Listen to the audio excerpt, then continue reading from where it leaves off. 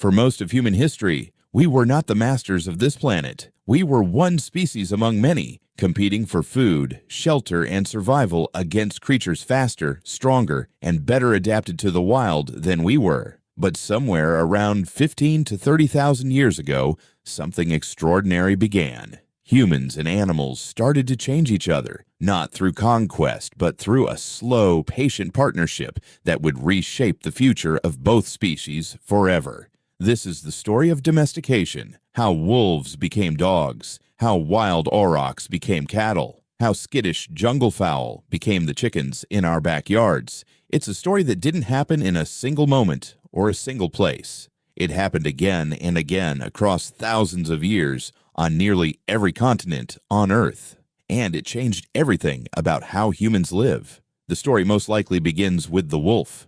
Genetic evidence suggests that dogs split from wild wolf populations somewhere between 15,000 and 40,000 years ago, long before humans had even invented farming. This makes the dog humanity's oldest domesticated companion, arriving thousands of years before any domesticated plant or livestock animal. The leading theory is called self-domestication. Wolves that were bolder but also calmer around humans began following hunter-gatherer camps to scavenge leftover meat and bones. The wolves that could tolerate human presence without fleeing or attacking had an advantage: steady access to food. Generation after generation, natural selection favored the calmest, least aggressive wolves. Over time, humans began actively encouraging this relationship. Puppies were raised alongside families. The friendliest, most cooperative animals were kept close, bred, and favored. Within a few thousand years, an entirely new animal had emerged, smaller-jawed, more trusting, better at reading human gestures and emotions than any other species on Earth. Dogs became hunting partners, guardians, and companions. They alerted humans to predators, helped track wounded prey, and provided warmth on cold nights.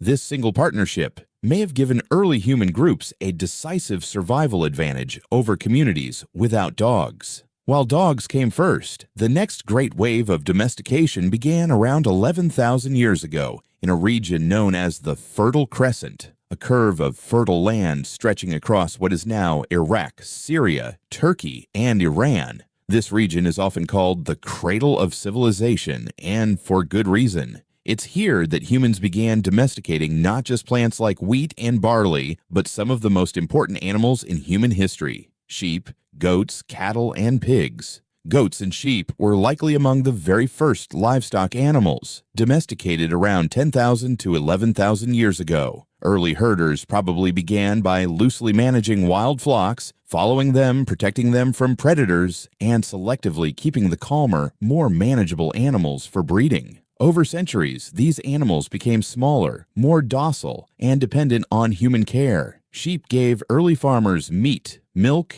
and eventually wool, a resource so valuable it would later drive entire economies and textile industries for thousands of years. Goats were remarkably adaptable, able to survive on rough terrain and poor vegetation where other animals struggled, making them ideal companions for herding communities moving into harsher landscapes. Cattle domestication followed a similar path, beginning around 10,000 years ago from a now extinct wild ancestor called the Auroch, a massive, powerful animal far larger and more dangerous than modern cows. Taming such a formidable creature was no small feat. Early farmers likely began by controlling access to salt licks and water sources, gradually drawing wild aurochs into closer contact, then selectively breeding the calmest individuals. Cattle transformed agriculture entirely. They pulled plows, hauled loads, provided milk and meat, and their dung fertilized fields. A single domesticated ox could do the work of many human laborers, freeing up labor for other tasks and enabling larger-scale farming than ever before.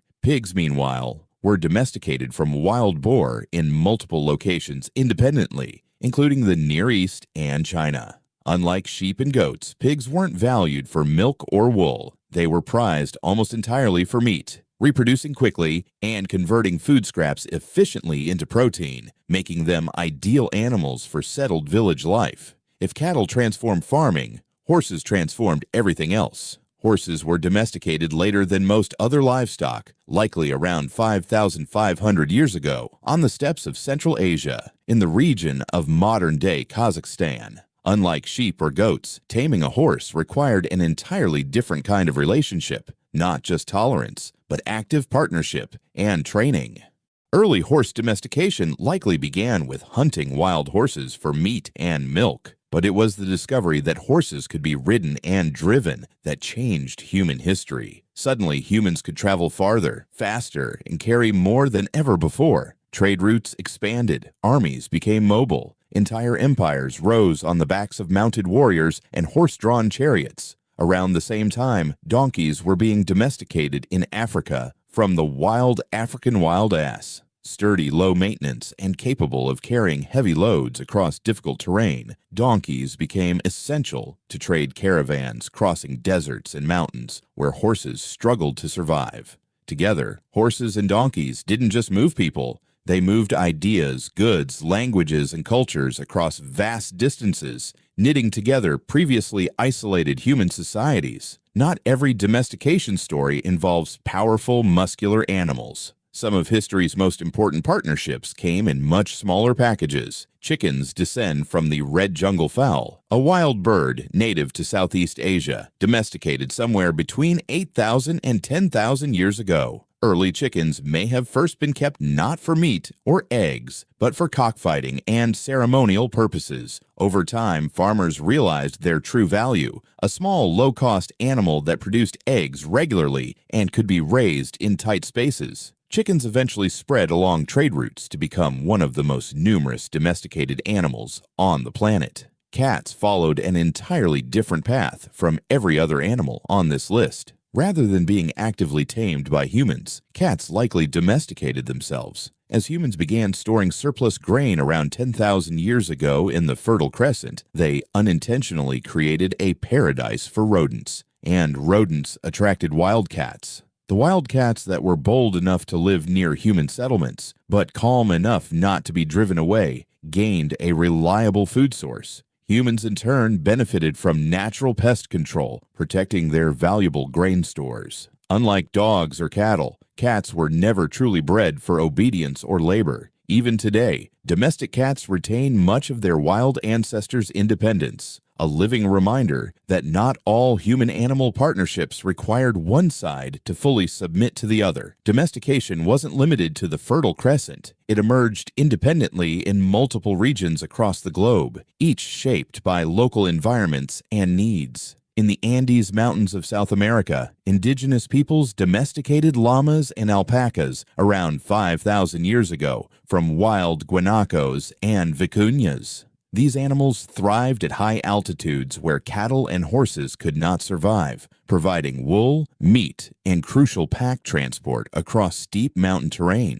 In East Asia, water buffalo were domesticated to work in flooded rice paddies, an environment poorly suited to cattle. Ducks and geese were domesticated in China, providing meat, eggs, and even natural pest control in rice fields. In Africa, beyond donkeys, communities domesticated Guinea fowl and, in some regions, developed distinct cattle breeds adapted to tropical diseases and harsh climates that would have killed livestock imported from elsewhere. What's remarkable is that these domestication events happened largely independently, without contact between the societies involved. Humans across the world, facing different environments and different animals, arrived at strikingly similar solutions: patient selection, gradual taming, and breeding for traits that made animals more useful and more cooperative. The consequences of animal domestication went far beyond the animals themselves. It fundamentally altered the trajectory of human civilization. With reliable sources of milk,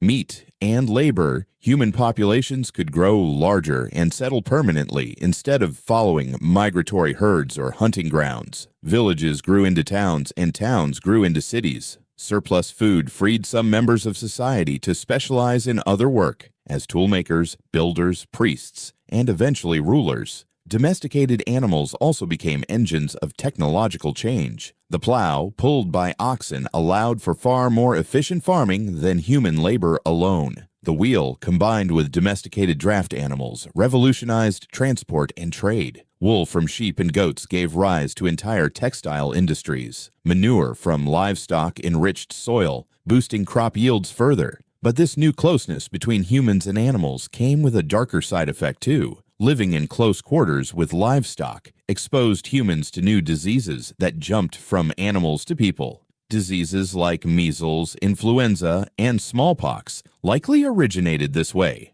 Societies that domesticated animals earliest often developed immunities that would tragically play a devastating role in later history, when contact between different human populations spread these diseases to communities with no prior exposure. Still, the overall impact of domestication was a turning point unlike almost any other in human history. It laid the foundation for agriculture, trade, warfare, transportation, and eventually the rise of complex civilizations across the globe. Looking back, it's easy to see domestication as something humans simply did to animals, taming the wild for our own benefit. But the truth is more complicated and more beautiful. Domestication was never a one-way process. Wolves that became dogs shaped human hunting strategies and companionship. Grain-eating wildcats reduced human food loss, and in exchange, found comfort near our hearths. Horses transformed how far and how fast humans could travel, while humans gave horses safety, food, and an evolutionary future no wild horse population could match. It was, in every sense, a partnership,